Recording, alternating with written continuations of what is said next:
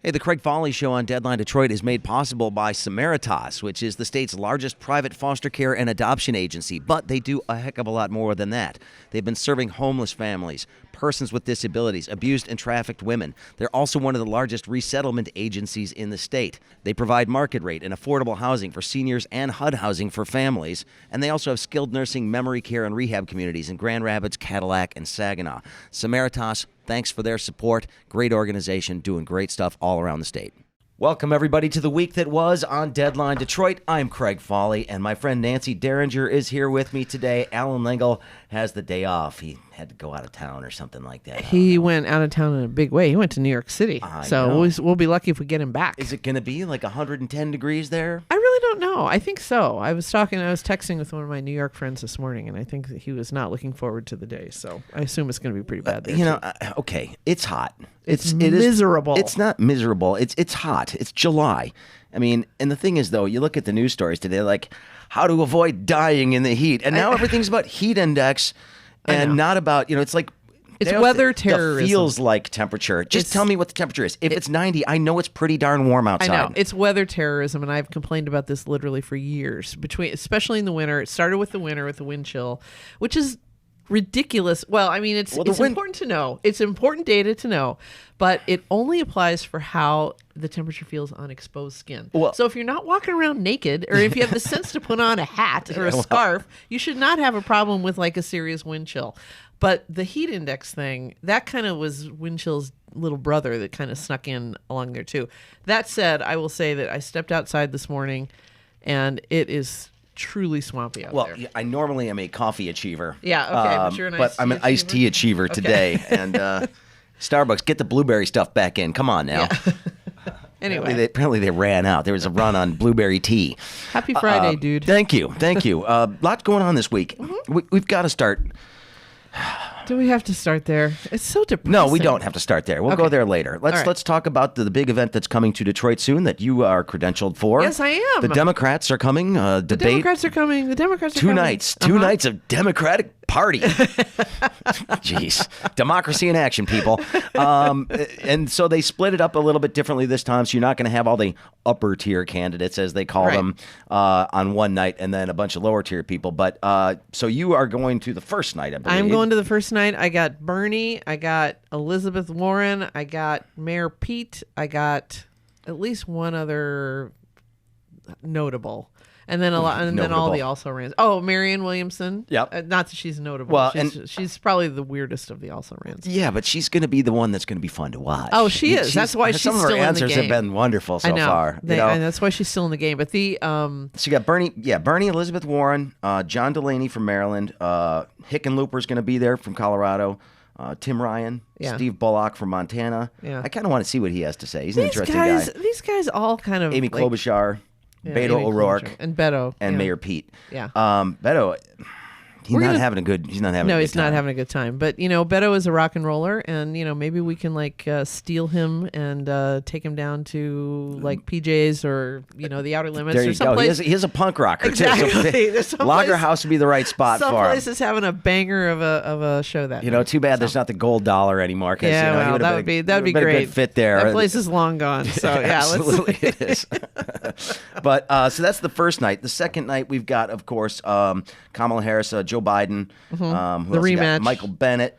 Yeah, the rematch. Yeah. Kirsten Gillibrand, Tulsi Gabbard is going to be there. Bill de Blasio, Jay Inslee from Washington, Cory Booker, Andrew Yang, and Julian Castro. Right. Julian Castro, excuse me. Okay.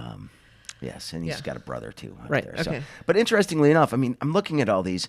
I'm surprised we still have 20 plus candidates who me too. Who are going to be in there. I know, and I thought somebody would have dropped out by now. And this is like one of the lesser bad legacies of the Trump era is this idea that anyone can run for president. Everyone should run for president. And I mean, yeah, technically it's true, but I mean, a lot of these people are just gunning for a book contract, a highly paid cable news talking head slot. I mean, I will take one of those, by the way, if anybody's offering one up, because I kind of like that talker. Yeah, and you got good opinions. But I mean, there's not always. Yeah, I know. I get yelled at for some of this stuff. Believe I understand. me. But my point is, Marianne Williamson has no realistic hope of ever becoming president of the United States, but this is a good way to raise your profile. I think Samantha Bee. Well, and once Oprah's show sort of went away, yeah, there I goes, know. there went yeah, a there we go. platform, That was so a big one. Yeah, like, so now it's like Dr. Phil or nothing. But anyway, I think it was Samantha Bee had a pretty good segment, which I didn't see. I just kind of saw a reference to it called "Run for the Goddamn Senate." For all these people, it's like, this is what I mean. We need people to run for Senate. It's like, why are you gunning for a seat you have absolutely no chance of ever getting? But maybe the idea is like raise your profile, then run for Senate. Raise a lot of money. Yeah, raise a lot of money because if you're raising money nationally, right, for a presidential run, that can just be transitioned into a different campaign fund. It's true. But who would give money to? Was it Jay Inslee? Like, somebody who really likes him. Somebody must. I mean, I can see, and there's some people who truly are like, they've got great potential down the road. Like Mayor Pete, I think is probably we're never going to hear the last of him. I mean, he's a comer. You know? I put it this way: he's a lot younger than I am, which means that he will likely be in politics until I'm dead. Yeah, probably so. But we'll see. We'll see how he does. He's got some ground to make up. He's a mayor.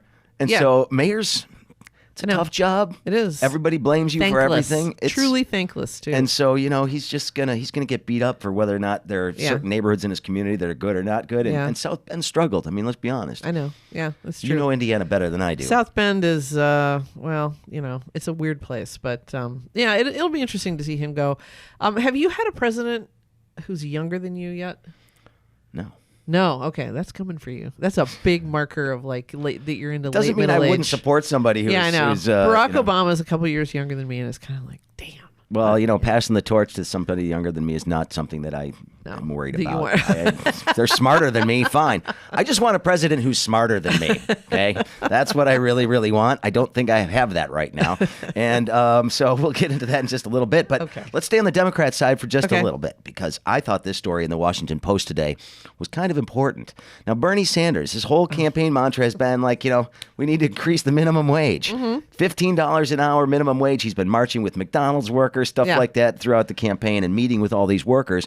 Well, one of the big things he did is said everybody who's not a deputy director of the campaign and below is going to be unionized. Right. So they're all members of the United Food and Commercial Workers Local 400. Strange choice there, but I don't understand union politics the way you do. So go ahead. Yeah. Well, but here's the thing.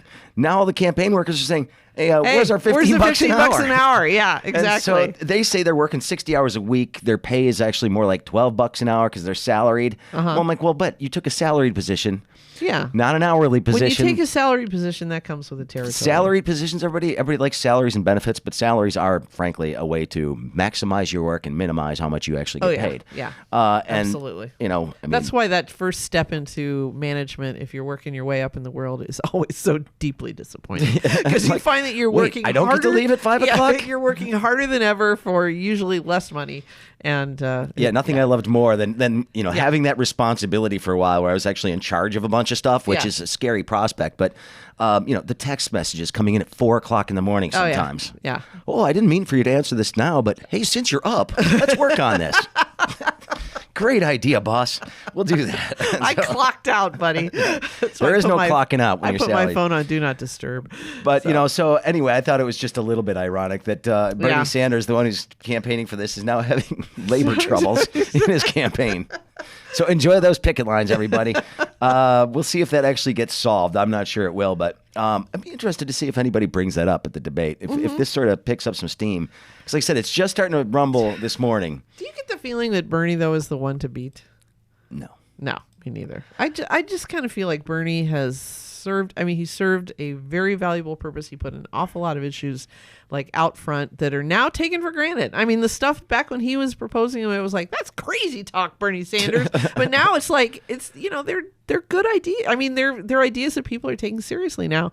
But I kind of feel like, God, he's almost 80. It's the Overton. Well, and Joe Biden is, though. I know. He's and up there Biden too. Exactly. So, if these guys, at the end of their first term, I think we'll both be 80. Yeah, exactly. Which is something to consider. I mean, we already have one elderly president. But Joe Biden, this is interesting. He went out on a bit of a limb.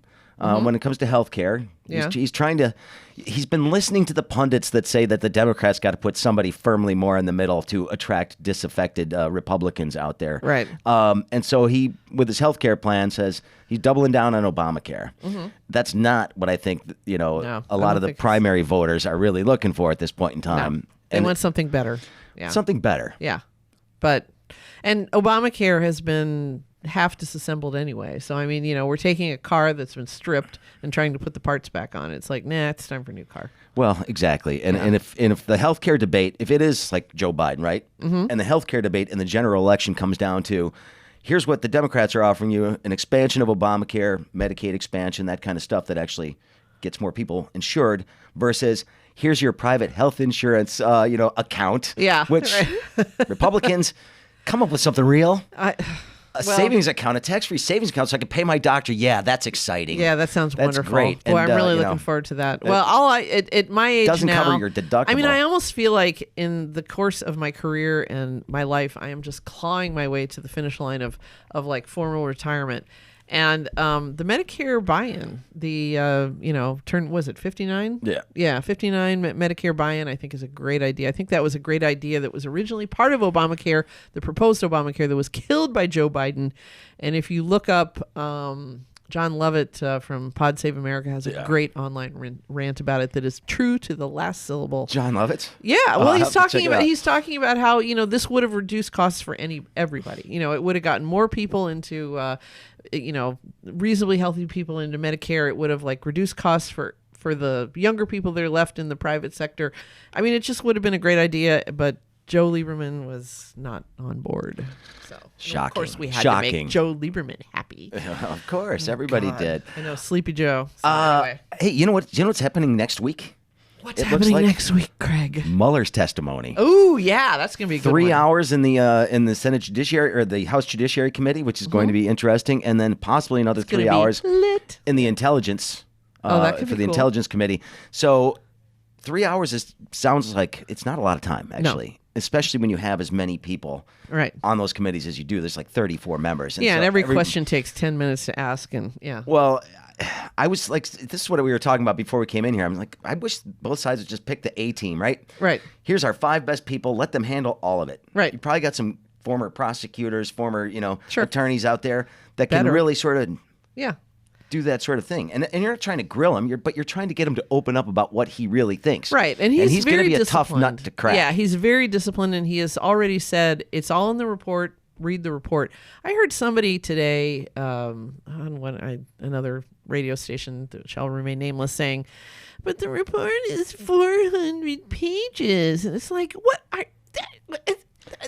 Is Congress full of sophomores now? I mean, it's like you can read it in a weekend. It's not as readable as the 9/11 report. It's not like a novel in I thought it was pretty straightforward. But do you remember the day we got it? We were sitting in here going through it, and we could hear both of us going, "What?" Yeah, from the other room. Nancy's in her office, and she's going, "Did you check?" And so I'm looking at it, going, "There's some stuff in here," and I think what they want and what they're going to try to get is him to say, if I could have, I probably would have, indicted this guy. Yeah. I mean, that's what they want. That's what the Democrats want. How bad was the obstruction? The Republicans want to ask him about the lovers. The lovers. Yes. Yeah, Strzok and Page. And Page. Yeah, and how they embarrassed the dirty FBI. Yeah, the dirty FBI. So I don't know. Well, okay. We can't avoid this any longer. Okay. What's next? We have to go there. The squad. Oh, the squad. The squad. Yeah, the squad. 4 freshmen House the 4 freshmen. members. The 4 freshmen. A band called that. Yeah. Yes, there were. The 4 freshmen. They all. Right. They all 4, Rashida Tlaib, of course, from Detroit, one of them. Yeah. They were all singled out by President Trump in a tweet over the weekend in which he said, if you don't like it, go back to where you came from. Go fix what do you say? Go back and fix the places, totally crime-infested, broken places you came from. Blah, blah, blah. And then, so he got a little bit of blowback from that, obviously. The House has actually voted to censure him for this. And because they just wanted the Republicans on the record to say, can you at least admit that this was kind of bad? Yeah. Just once admit that this is kind of bad? And they wouldn't. Well, 4 did, but yeah. 4 did. But, I mean, the contortions we have been watching the Republicans take on trying to avoid answering this question in any way has been remarkable to watch. And also the self-degradation of some of the trolls and the people who just knee-jerk support this guy, who have to say stuff like, because there was a phrase in there saying, go home and fix it, then come back and show us how it's done, really, really indicates the warmth in his heart that he really just wanted them to go work on a solution and then bring it back. That's right, because Ms. Omar is going to be able to fix Somalia. Like right? every week that you do that job and you look at that paycheck, you have to your soul has to be screaming inside saying, it's not enough. I wanted a lot more from the devil for this sucker. Well, but the thing is, he sort of backed off when it became obviously like, really, you're telling Americans to go back to where they came from. They were born here. Yeah, three of the four were born in the United States, and the one that wasn't is Representative Omar. Yeah. She's a citizen. Yeah. And the thing is, she's exactly the type of immigrant that Trump says he likes. Right. Somebody who comes in here, does it the right way. Right. Works hard. Works comes legally. Makes something of herself. Is elected to Congress. I mean, again. geez. Yeah, a Muslim woman elected to Congress in Minnesota. This is this is not an easy feat. Right. Mm-hmm. So and the fact is, she did exactly what immigrants are supposed to do. I don't know how you assimilate any more than that. No, that's no. He's irritated because she wears a hijab. That's all I can figure. It bothers people, and she doesn't. She criticizes Israel, which is that's the other thing that was talk about selling your soul to have to conflate criticizing Israel with anti-Semitism, which I just find and then hating America. This is the one thing.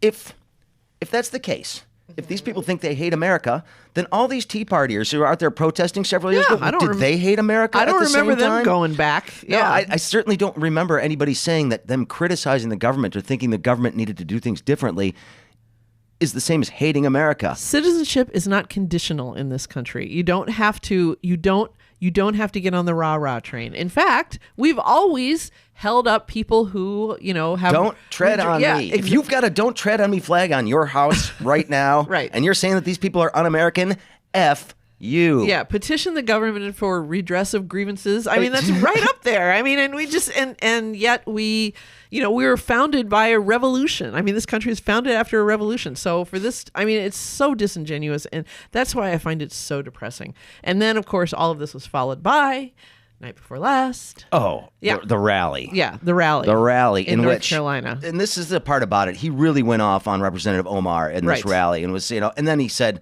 I can't remember her name, but we'll just call her Cortez. Yeah. I mean, the disrespect. Oh, yeah, there. she's got 3 names. I can't possibly remember. Exactly. Right. But so he gets up there and puts out this rumor about her being married to her brother, among other things, but then just talks about how terrible she is now, anti-Semitic things. She's written some terrible, terrible things. She hates this America. Coming from Donald Trump. Yeah, Somebody's written terrible, terrible things every morning on the toilet with your phone.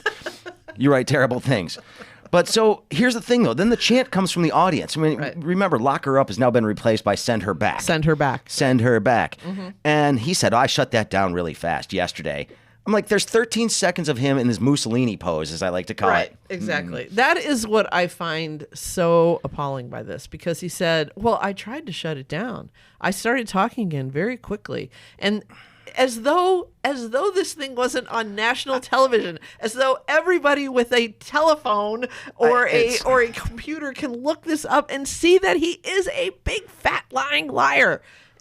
But hey, I heard that he condemned this. And it's like he didn't condemn it. He just did what every schoolboy does, which is he just told a big fat lie. Well, so, anyway, that's obviously par for the course. But this one does seem to be having a little bit of backlash. I mean, you're starting to see a lot of Republicans saying maybe the brand is being damaged a little bit here when we see this stuff happening at these rallies. You think? Exactly. Wow, right on cue.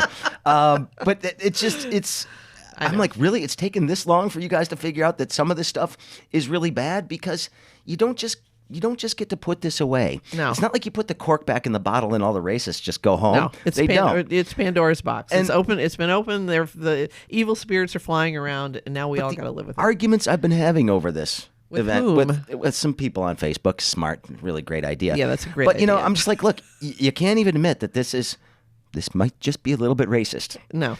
And then somebody said, well, I don't know if he's a racist. I said, okay, well, here's the best case scenario then. I have two possibilities. He's either a total racist or he's willing to exploit the racists for political gain, which is probably Pretty worse. close to racist. I'm like, so those are your two options. Which one are they? Yeah. Because when Donald Trump says, I don't have a racist bone in my body. Which is ridiculous. Yeah. I'm sorry. Yeah. Birtherism? I had a countries? black girlfriend model once, or a black model girlfriend once, so I can't possibly be racist. I'm sorry. Yeah, well, can we talk about Detroit now? Isn't this Deadline Detroit? This is the other thing. But they're all coming here. Everybody's coming to Michigan. This is what is so exhausting. But I need to get that off my chest because and this that's is something fine. that has been bugging me. This is what is so exhausting about this particular era is the way he just invades everything. He invades every news cycle. He invades every discussion. I'm like, I'm looking at local government races, and all I'm thinking is this guy a MAGA? Is this woman a woman for Trump? I hate that. It's like, because I want to concentrate on, I can't believe that I didn't value the times when the federal government was not something you had to think about like literally every single hour of the day. So, the only thing I can read now that keeps my attention is, crime novels. And I don't know why. It's the blood and violence, I think, that just really touches my soul. Well, we were talking about the Republicans, but I do want to give a shout out to Fred Upton. And okay. Yep. I do believe, who else? Justin Amash, of course. Yeah, who in Michigan. They came out to there was the Michigan Susan delegation. Brooks, I believe, of Indiana. And the guy from Macomb County. Am I drawing a blank all of a sudden? The guy from Macomb County. Yeah. He took over Candace Miller's seat. Paul. Oh. Yeah. Okay, I know that guy. Yeah. I'm just drawing a blank here. All of a sudden, it doesn't make any sense to me. Here we go. Hold on a second. I'm going to get this now. We got it. But Paul Mitchell. Thank you. Mitchell. Paul Mitchell. Paul Mitchell. Right. Hairman. Yeah. Not the same guy, by the way. Yeah. But they came out and said, you know what? This is not cool. Yeah. You can't do it. So not every Republican's been silent. A few of them, and some of them from Michigan, all came out and just said, "Look, we can't have this." No. Well, I'm glad to hear that. It's about time. Yeah. It's okay. You won't die if you criticize the president. The bar is so low now. It's kind of like, yay! I know. Yay! Look, I just wanted to acknowledge it. It was out there, and they came out pretty quickly and said, "This ain't me." It's like potty training a child. You went in the potty, yay! So. All right. Okay. Detroit. Well, we talked about the heat. That seems to be the only thing the papers care about today. Oh, I know today. But sure. Deadline, we had a couple of stories. We're into the summer doldrums, so we are. Yeah. Story today: Shinola quietly laying off some workers. Is the Yep. shine off of Shinola a little bit? We don't know they don't know how many. They don't know what parts of the company they're going from. I don't know. Everything I hear about Shinola, I hear third hand from somebody who heard it from somebody else. Are you wearing a Shinola watch, by the way? It is something akin to that. Yes. Okay. It's a Filson, actually. I don't know. It's a Filson. My husband has one like that. Anyway, the thing about Shinola that I just do not understand is how they get away with it. I mean, this is like 21st century business. It does not make sense to me anymore. I don't know how you can sell an expensive watch, a notebook that costs $80, and a bicycle, an ordinary bicycle that costs $2,000, and make a living in this world, but somehow they figured it out. So I don't know. People buy stuff. I know they do. People and their money will soon be parted. Have you ever seen a person riding a Shinola bicycle on the street? I've seen them in a jewelry store in Grosse Pointe. I have seen them in the beautiful showrooms. They're shiny and lovely and everything else, but I have never seen anybody riding. They got a bunch of them in the bike rack outside the hotel. I think they're for guests to use or something. Okay, but those don't count. That's like, I mean, cool. It's nice little service. They're nice bikes. And they are nice bikes. They're heavy. But not exactly a commuter. Not a commuter bike. Well, maybe it is. I don't know. Yeah. Hey, let's talk about this. We won't go to the pool yet. We'll go to the pool a little bit later on because Macomb County. It's because Macomb. We'll get there. The Florida man of Southeast Michigan. Speaking of downtown Detroit, seriously, this is big news. Yeah. Big news. Rumors floating around that there could be a Taco Bell returning to downtown Detroit. Returning to downtown Detroit. There are Taco Bells in Detroit. There's a few of them. I think there's 2 or 3 scattered throughout the west side, mostly. The one by me in Detroit closed down a few years back and turned it into a Checkers, and that's not the same thing. We need a low-cost fast food option for the downtown worker. We certainly do. The Coney's, American and Lafayette are pretty close. but you still need something for the people who are not able to afford a $400,000 condominium in Brush Park. Well, there used to be a Taco Bell down here back when I worked down here in the 80s. Well, tell us about it. It was right. It was where American Coney Island is. Right? American expanded into that corner section. Right. It was the tip of the. That's where that was. That's where the Taco Bell used to be. Really? Yeah. Okay. Exactly. So. And I remember. And it nourished you. Well, I was an intern at a law firm that summer, and I spent a lot of time in that Taco Bell because back then you got a burrito for like 79 cents. Yeah. And they only had 3 things on the menu back then. Pro tip. They only have 1 thing on the menu. Actually, they just shape it differently. Pro tip to any listeners: I was sitting in the office here at Deadline Detroit World headquarters yesterday, and I could hear Craig like laughing hysterically just out the spot where he sits. And he was looking up Taco Bell stand-up on YouTube. Of and course. There are some doing research for the Zip yesterday. There are some hysterical, stand-up routines about Taco Bell that I just have to. I mean, they're great. No, that guy was funny. I can't remember his name, but if you look it up, he was good. I think the special was called like Angry and Afraid or something like that. It was pretty good. Anyway, it was an old Comedy Central special, but it was fantastic. That was fun.